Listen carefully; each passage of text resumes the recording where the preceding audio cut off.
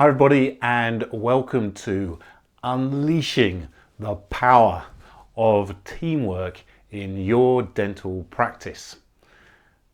5 key strategies for effective team building. Have you ever wondered, how do I really get my team to work together to unleash the power of teamwork? It is actually something that I think everybody in the practice typically wants, not just the owner or the manager, but actually everybody within the team frequently will say the same thing. We have to work together as a team. Yet it's quite a difficult thing to actually pinpoint as to what that really looks like. It's kind of this abstract thing and nobody's really sure actually how to make it happen. Well, in this video, I'm going to talk a little bit about, well, what is teamwork? Why is it so important? And then look at 5 ways in which you can develop that teamwork through some straightforward team building strategies. First up then, what actually do we mean by teamwork? There are plenty of different definitions out there as to what teamwork really is. I think if you kind of pull those different, even dictionary definitions together, there are 3 kind of elements to it. The first one is working together. Sounds obvious, right? Working together, not working as individuals. The second one is efficiently and effectively. Okay, so there's working together, then efficiently and effectively is the second element. And then the third one is for a common cause. So teamwork to me is about working together efficiently and effectively for a common cause. Those are the 3 elements to teamwork. If you think then about, well, why is teamwork so important? I can't help but go to the place of what happens if we don't have teamwork. And if we go by those 3 elements, if we don't have teamwork, we have people working as individuals, which leads to immense inefficiency and ineffectiveness, to people banging up against each other, competing against each other, and not being in sync. And that ultimately doesn't enable you and your dental practice to achieve its common purpose, its common vision. So when we don't have teams working together, we get this tremendous individual selfishness, along with which therefore creates a lot of ineffectiveness and inefficiency. And that ultimately means you don't achieve the thing that you're looking to achieve. If we don't work together in a dental practice, simply you won't get to where you want to get to. And in a service business, it's so critical that we have people who are working together so that what we provide to the patient is seamless and smooth and a great experience. So we cannot underestimate the importance of teamwork. It really is the ultimate competitive advantage, because it's quite difficult to actually nail down and be clear on. If we can have absolute teamwork working together, you will create this tremendous competitive advantage that is you cannot copy, right? No other practice can copy your teamwork. They can try and develop their own teamwork, but it's hard. And so if you can create this, it's a significant competitive advantage. 5 key strategies then for team building strategies, in essence, for developing teamwork. First one is recognizing difference and understanding each other. It's super important that you cultivate this place where everybody in the team recognizes differences and supports and understands each other's differences. We only have to look at things, for example, like personality profiling, where we suddenly realize how different we all are. And in order to cultivate teamwork, we have to get people to look how other people operate relative to themselves. If people just think about themselves and just think about their role, then it's going to become very inefficient. And there'll be a lot of conflict, and ultimately a lot of broader things won't get done. Recognizing differences and people understanding each other, they can understand how to work together. So doing things like personality profiling, as an example, is a great exercise in helping people understand differences.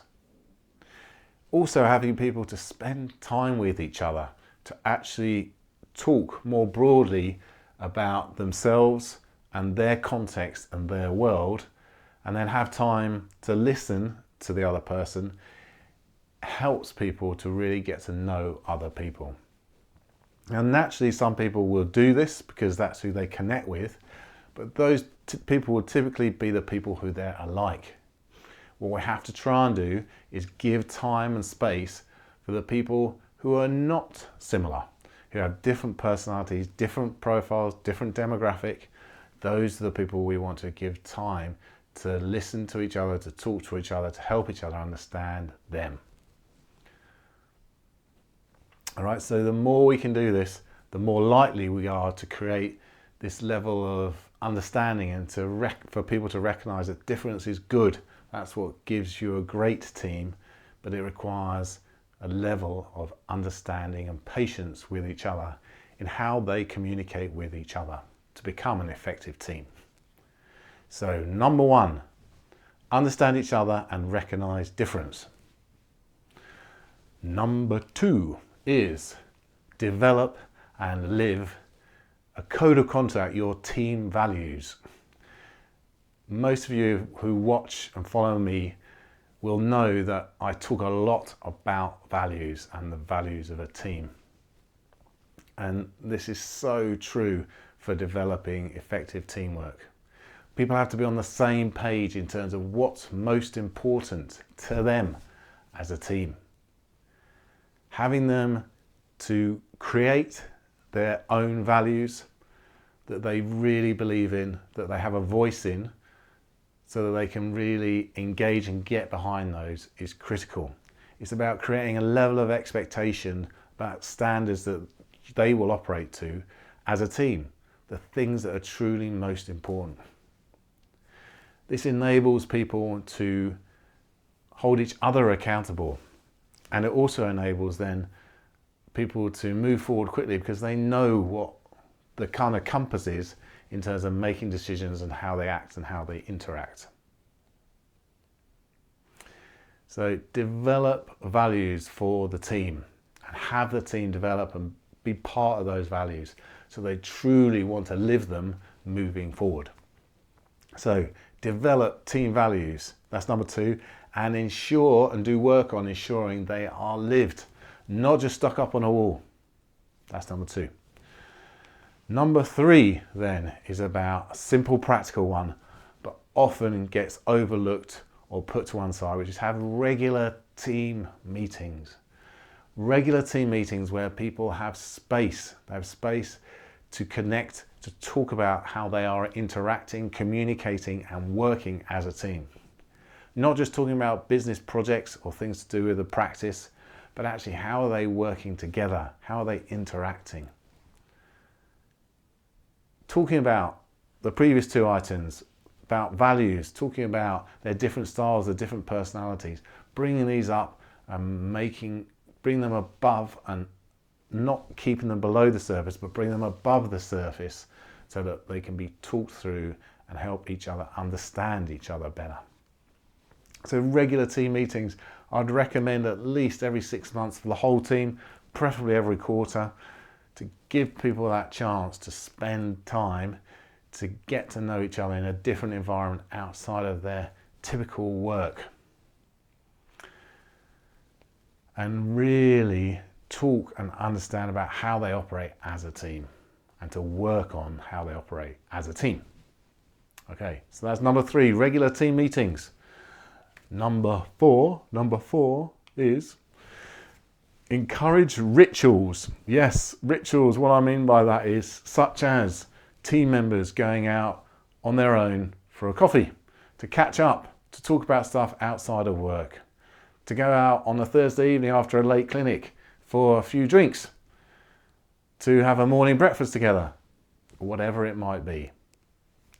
Encourage these rituals within the team without you there necessarily as the leader. It's also okay if you go, but also these rituals without you there, so that people start to connect organically with each other. There's actually some evidence to show that you want it to be organic, so not staged by you as the leader to put in an official thing, but you actually want team members to organically come up with these rituals where they start to develop their own team rituals. This is really powerful for them connecting with each other. So ask questions, if somebody asks questions, how can you go out and connect with each other? Encourage conversations, and if people come up with ideas, really encourage people to move these things forward and to put these social contacts in place. So encourage these rituals of team members organically doing their own little rituals, such as go for coffee, whatever it might be. So that's number 4, encourage team rituals. And then number 5 is allow people to be vulnerable. I also talk a great deal about the concept of creating psychological safety. That means that when people demonstrate vulnerability in the form of speaking up, admitting their mistakes, asking for help, challenging, being themselves, in those situations, it's so important that people, in particular you as the leader, do not respond in a way that makes them feel stupid, ashamed, embarrassed. We have to respond in a way where we listen and where we understand and where we develop empathy and show empathy for that person. And then if anybody else in the team demonstrates behaviors that means that person feels ashamed or embarrassed or whatever it might be, those negative interpersonal emotions, as a leader, we have to prevent that occurring. Because when people do that, then when people feel those interpersonal consequences, they will not be vulnerable again. And they won't speak up, and they won't ask for help, and they won't admit their mistakes. And all these things are crucial to build a highly effective teamwork. So that last one, number five, is about allowing people to be vulnerable. You may notice in all these, there's no kind of team building exercises officially, and going out for dinner socially, getting people together, I do think is important and can help. But actually these 5 things to me are more valuable and more important to actually really develop this teamwork that everybody so wants to have so much. These then are the 5 key team building strategies for developing that really powerful teamwork within your dental practice, which is, just to repeat, number 1 is understanding each other and recognize difference. Number 2 is values, work on your values and develop your values as a team. Number 3, regular team meetings. Number 4, encourage these rituals, these team rituals. And then number 5 is allow people to be vulnerable. These things will really help develop teamwork in your dental practice. Thanks for watching. Bye for now.